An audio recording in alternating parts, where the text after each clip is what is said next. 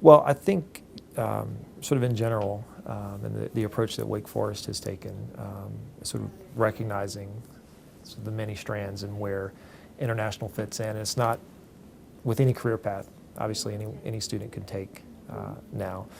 You know, there was a time, I think it was probably only for those students who were going into political science or international affairs or business that people thought that they would encounter sort of international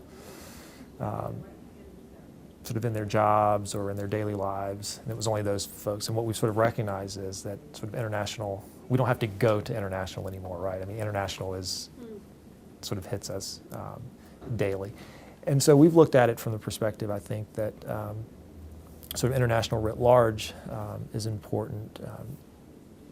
You know, it's connecting sort of the world, it's connecting to your curriculum, it's connecting to other people.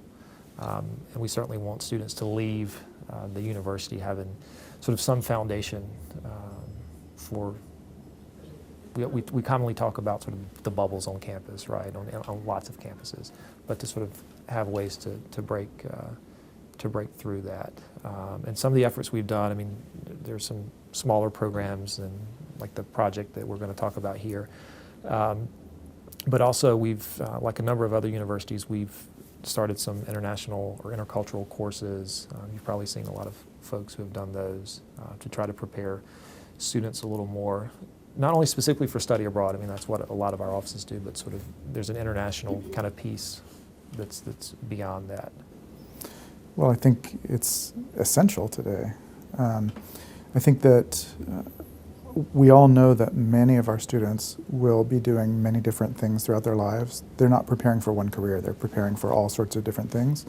And those careers might take them anywhere in the world. So whatever international education we can do on our campus to get them prepared is going to be money well spent. In the other sense, hosting international students, I think, is extremely important because we also want to make sure that our students that we have those connections with international partners and that they, feel that we are engaged in what they're doing abroad.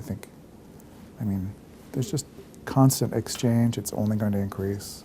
Well, I think it's important for men in many aspects. So from the community college perspective, we deal a lot more with vocational programming. So, and if you look at the way that market is going, it's becoming a lot more global. So for our students need to be able to compete not just within Greenville, North Carolina, but they need to be able to understand, the supply chain and where materials are coming from and how to interact with those individuals. So from the vocational aspect, that's extremely important. And then, of course, we always know on the liberal arts perspective, just having that knowledge, that understanding of different cultures, being able to think critically, that's crucial, and that's something that international education provides.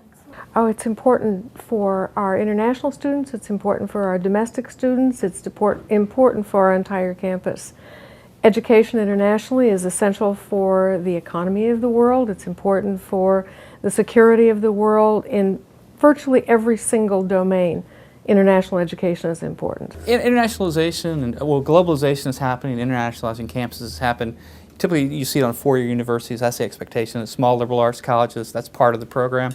But I think it's more important to know that the community colleges will have a bigger part in that as we become part of the global economy and truly educating the students there that international education is important, even at the community college level.